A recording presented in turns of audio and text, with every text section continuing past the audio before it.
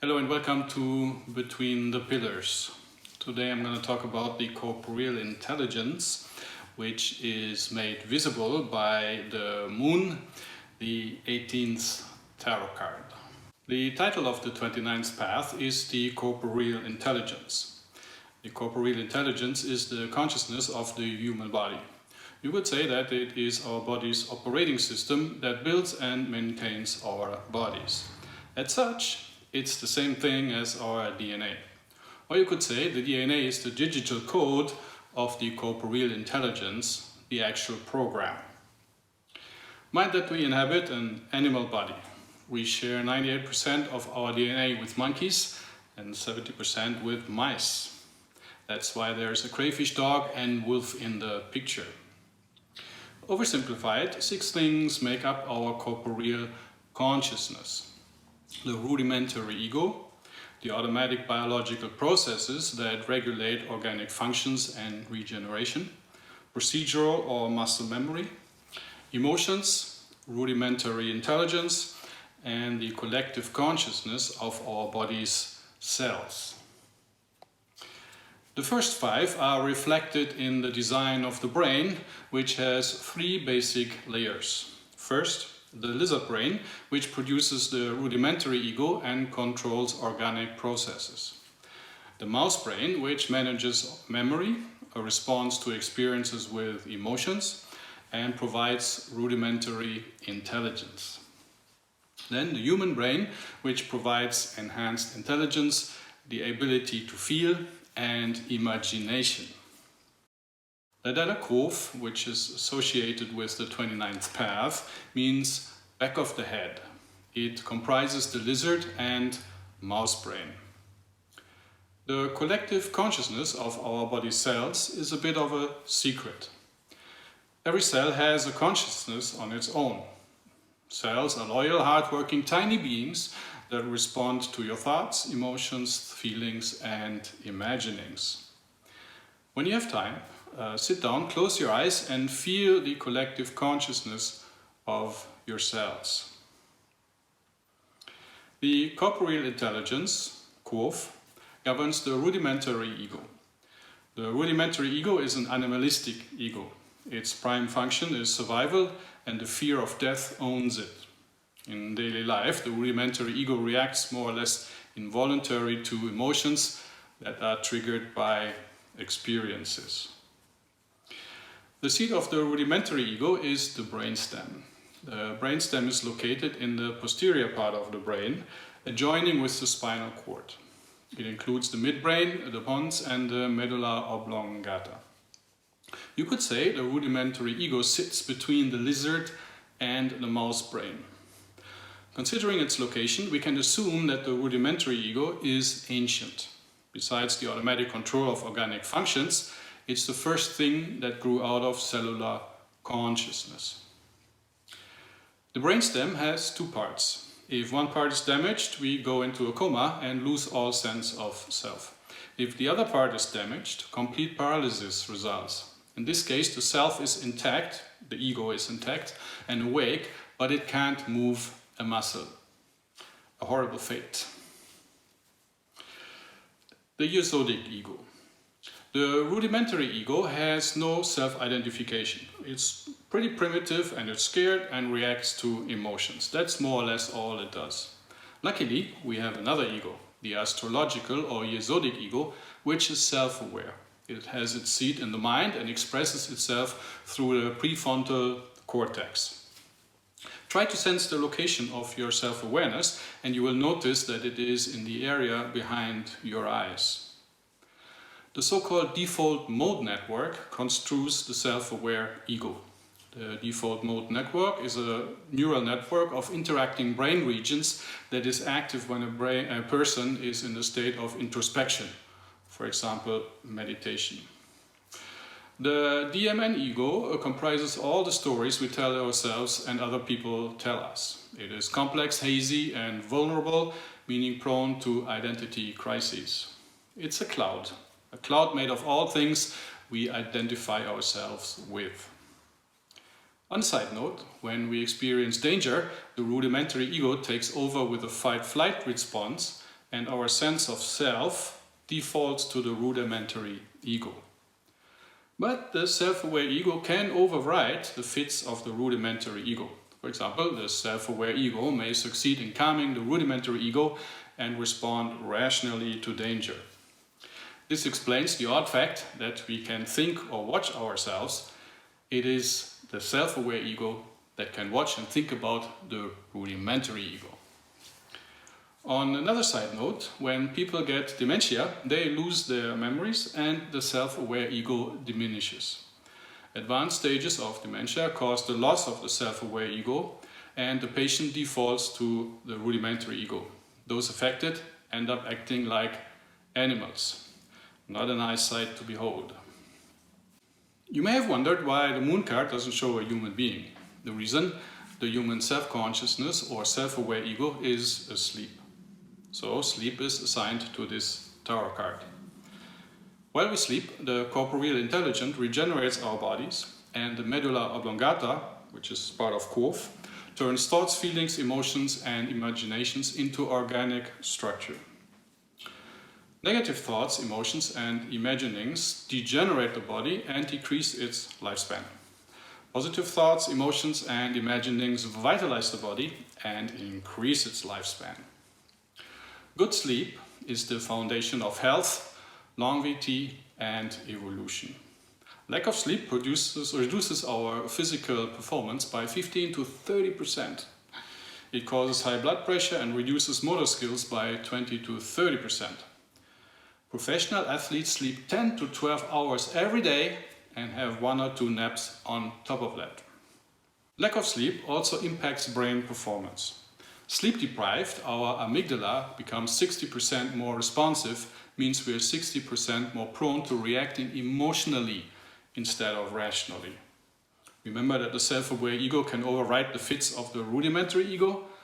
If we're sleep deprived, the connectivity between the prefrontal cortex and amygdala is temporarily reduced or even severed, and the self-aware ego can't interfere. When this connection is chronically reduced or severed, people may develop depression, schizophrenia, anxiety, and may even become suicidal.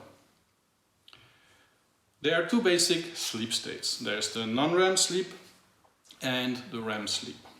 The latter is the sleep state during which we dream. During the dreamless non-REM sleep, the corporeal intelligence regenerates the body and refreshes the immune system. During this stage, the brain also transfers memories from short-term memory to long-term memory. I suspect that long-term memory resides in the ethereal or astral body, since we can take our memories with us to the afterlife. So we are looking at a transfer of memory from the brain to the mind. According to ageless wisdom, the soul detaches from the body during non-REM sleep and rises through the spheres of the tree of life all the way to Kether. The purpose: recharging the batteries of our mental and higher bodies. Why don't we remember our ascent when we wake up? Because the brain is not prepared to recollect such experiences. When we advance in enlightenment, we learn to stay conscious during sleep, and we become able to remember the journeys of our soul during non-REM sleep. Having said that, it is quite common to remain lucid while the soul roams the lower regions of the astral realm. During REM sleep, the corporeal intelligence paralyzes all voluntary muscles and deactivates the prefrontal cortex, but the visual cortex bursts into life. This is the reason why dreams are mostly visual. This means that the corporeal intelligence deactivates the self-aware ego during REM sleep, and that we dream with the rudimentary ego. That's why we can get so emotional during dreams.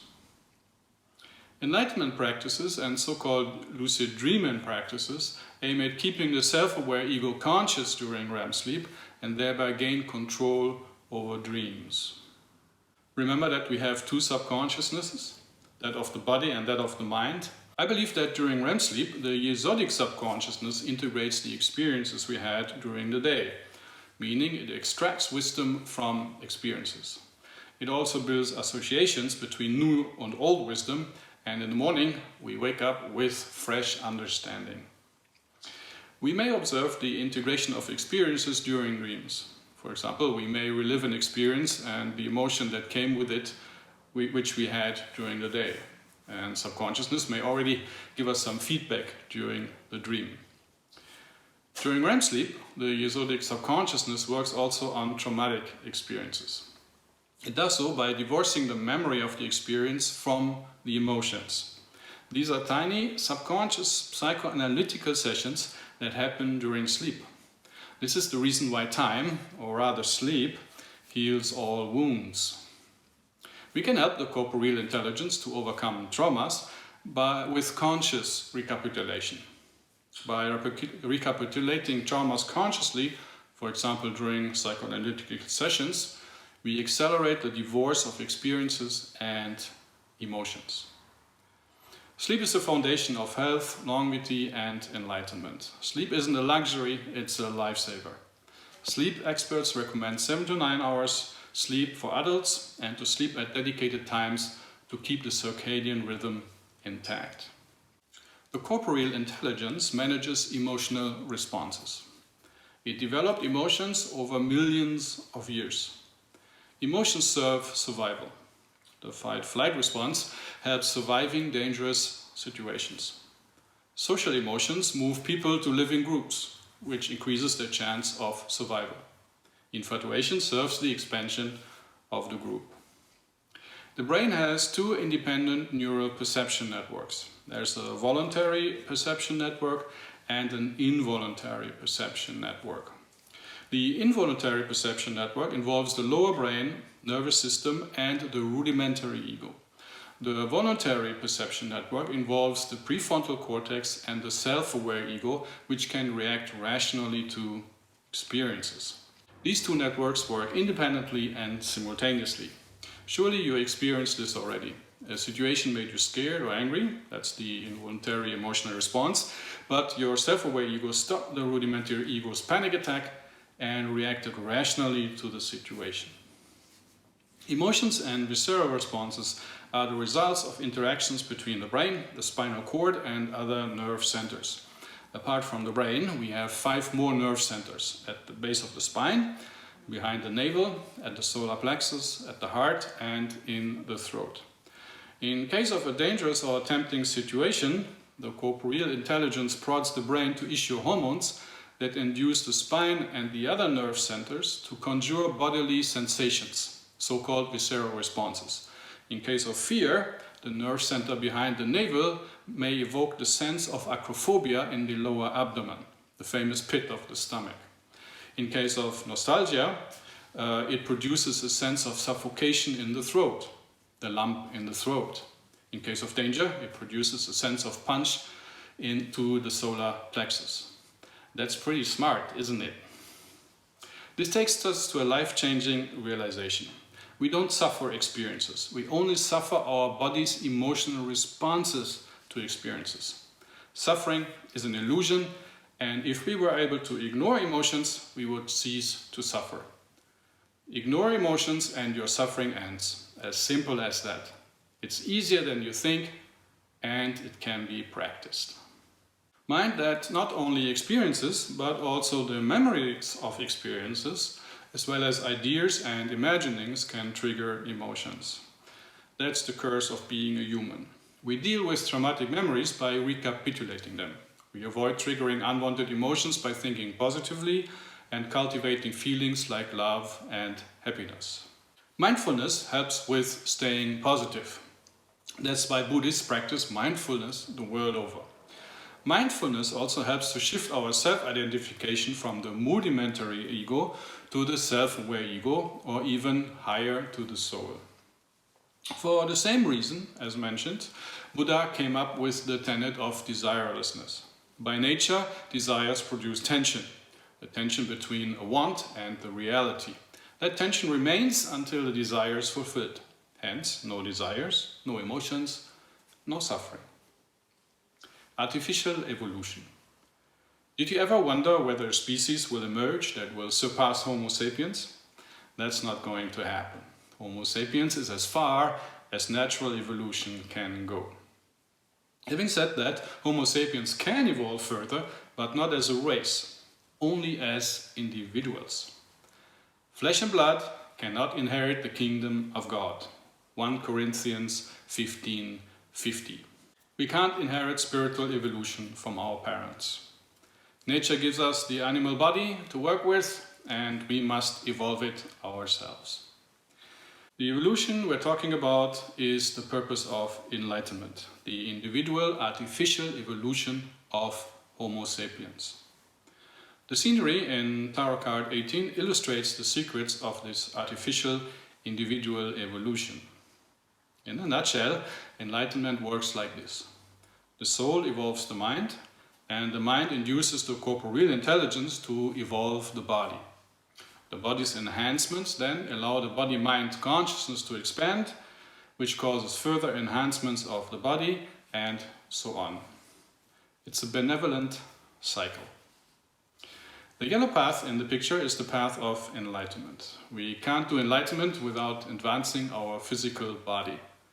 Evolution is organic. This also means that we can perform enlightenment only during incarnation. During this incarnation, we can't evolve, but we can reap the fruits of our enlightenment work. The corporeal intelligence of the mental and higher bodies integrate the wisdom, understanding, and empathy we gain during incarnation into the soul's eternal repertoire. Thank you for watching this episode of Between the Pillars. Please help spreading the light with a like and a share. And don't forget to subscribe. Love and light.